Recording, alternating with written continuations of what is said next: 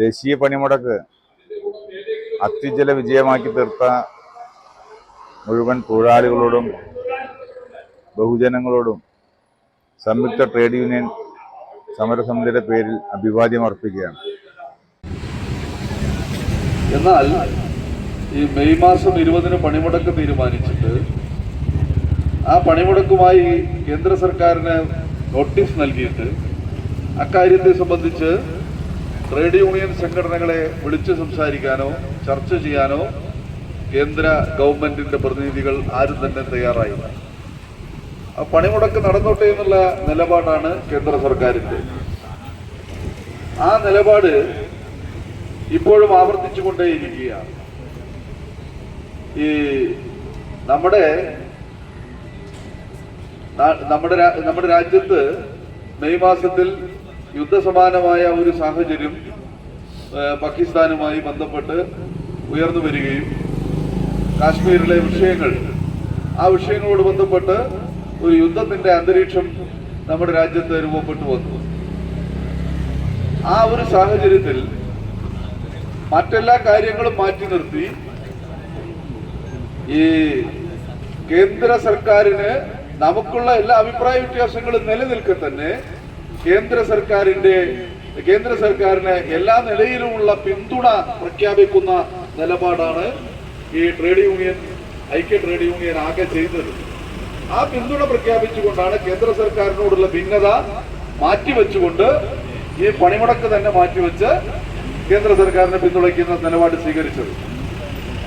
എന്നിട്ടാണ് നമ്മൾ ഈ തീയതിയിലേക്ക് അത് മാറ്റിവെച്ചത്.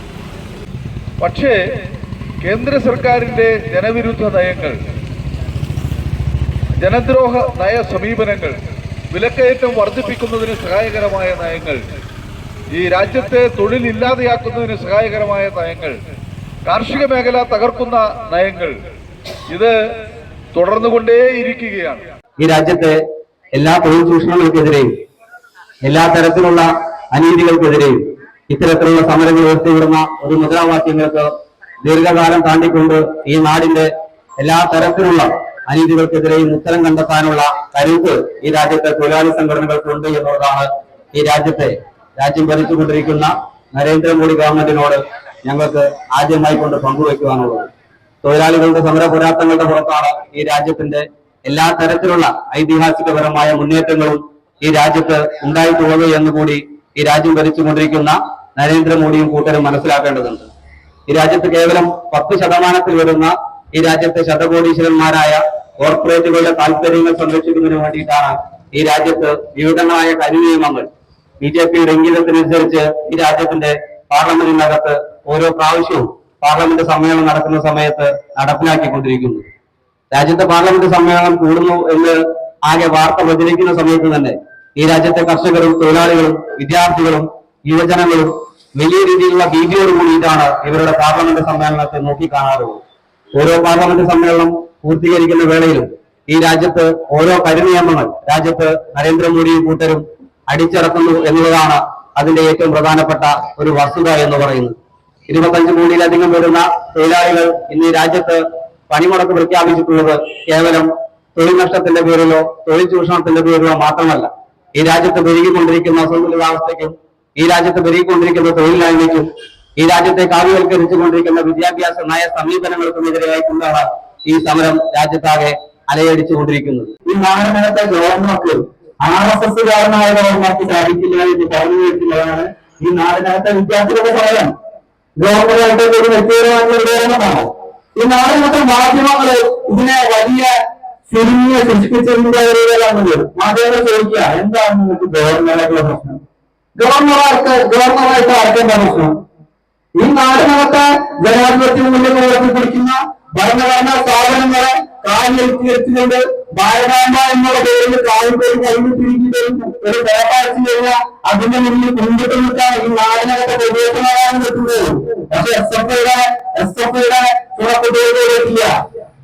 10-35 വരുന്ന രക്താദികളുടെ കോറുകൊണ്ട് തോക്ക ഈ നാടിന്റെ വിദ്യാഭ്യാസ കാര്യങ്ങളെ ഈ നാടിനെ പിന്നോട് നേടിയെടുത്ത മുഴുവനായാസങ്ങളെ തകർക്കുന്നതിന് വേണ്ടി ആവശ്യപ്പെടുമ്പോ അതിന്റെ മുകളിൽ മുട്ടുവാക്കാൻ SFIക്ക് അതിന്റെ അവകാശത്തിന് അതിന്റെ ഭാഗമായിട്ടാണ് സംസ്ഥാനത്തെ രാഷ്ട്രീയ സംസ്ഥാന സെക്രട്ടറിയൊക്കെ ഇന്നലെ തെരഞ്ഞെടുത്തു. അപ്പൊ നാടിനൊക്കെ മൂന്ന് വിഷയങ്ങൾ ഇത്തരത്തിൽ ഇടതുപക്ഷം മാത്രമായി ഈ വിഷയങ്ങളെ ആകെ നേരിടുന്ന ഒരു സാഹചര്യം നടന്നിട്ടുണ്ട്. ആ സാഹചര്യത്തിൽ നിന്നിട്ടാണ് നമ്മളെ നോക്കുന്ന പലരും എന്തിനാണ് നിങ്ങൾ പണിമുടക്കുന്നത്, ഞങ്ങളുടെ ഒരു ദിവസത്തെ വേദന കളയുന്നതിന് വേണ്ടിയിട്ടാണോ നിങ്ങൾ പണിമുടത്തിന് വേണ്ടി ജയിക്കുമ്പോ നമുക്ക് അവരോട് പറയാനായിട്ടുണ്ട്.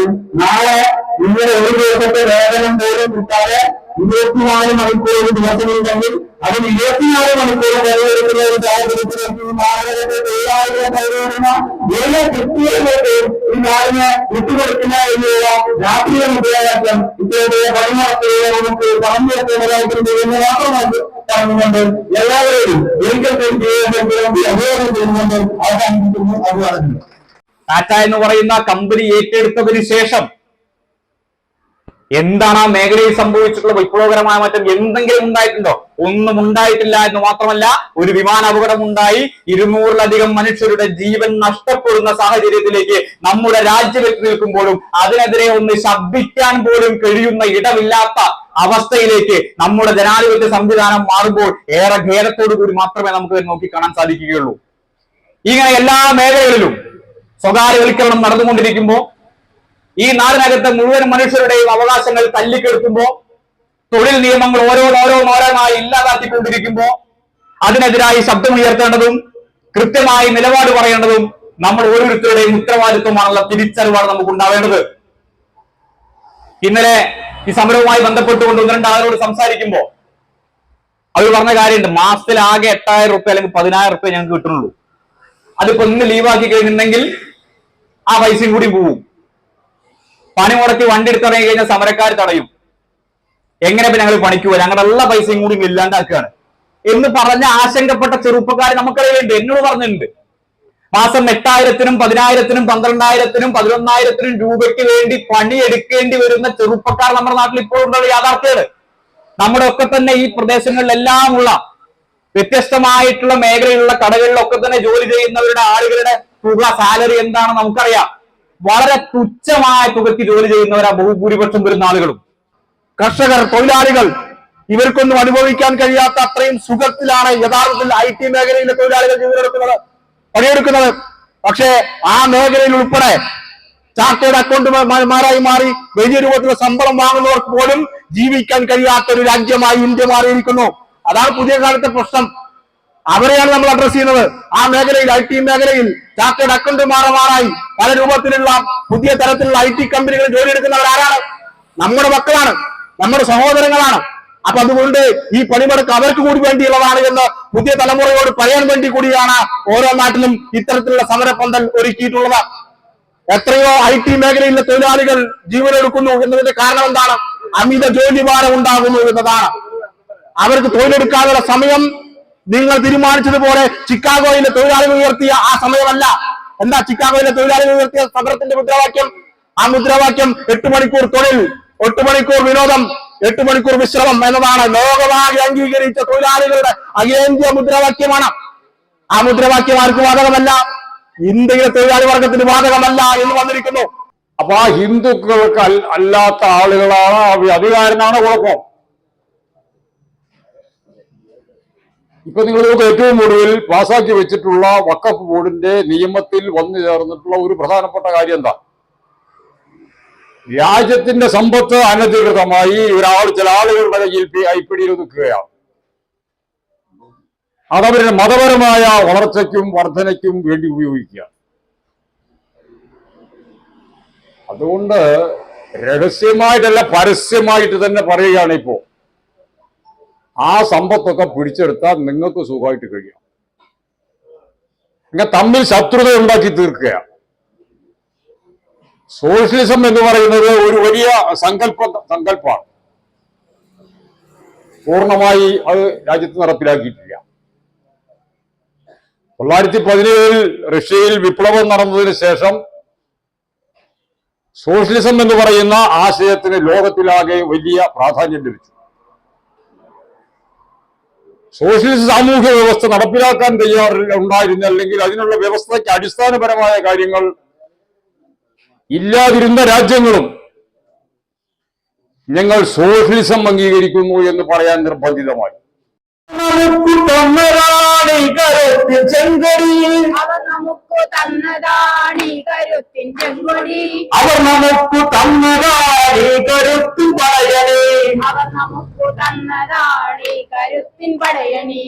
ചെങ്കൊടിക്കു കീഴെ നിന്നു നമ്മളൊന്നൊരുങ്ങുവാൻ, ചെങ്കൊടിക്കു കീഴെ നിന്നു നമ്മളൊന്നൊരുങ്ങുവാൻ, നമ്മളൊന്നൊരുങ്ങി നിന്ന് ഓരടിച്ചു കയറുവാൻ, നമ്മളൊന്നൊരുങ്ങി നിന്നു പോരടിച്ചു കേറുവാൻ. സമയമായി സമയമായി സമരമായി സഖാക്കളെ, സമയമായി സമയമായി സമരമായി സഖാക്കളെ, സമയമായി സമയമായി സമരമായി സഖാക്കളെ, സമയമായി സമയമായി സമരമായി സഖാക്കളെ, പോരടിച്ചു വീണവർ ധീരരക്തസാക്ഷികൾ, പോരടിച്ചു വീണവർ ധീരരക്തസാക്ഷികൾ, ധീരരക്തസാക്ഷികൾ നമുക്ക് തന്ന ചെങ്കൊടി, ധീരരക്തസാക്ഷികൾ നമുക്ക് തന്ന ചെങ്കൊടി, രക്തസാക്ഷികൾ മഹാന്മാർ, രക്തസാക്ഷികൾ മഹാന്മാർ, രക്തസാക്ഷികൾ മഹാന്മാർ, രക്തസാക്ഷികൾ മഹാന്മാർ, രക്തസാക്ഷികൾ മഹാന്മാർ, രക്തസാക്ഷികൾ,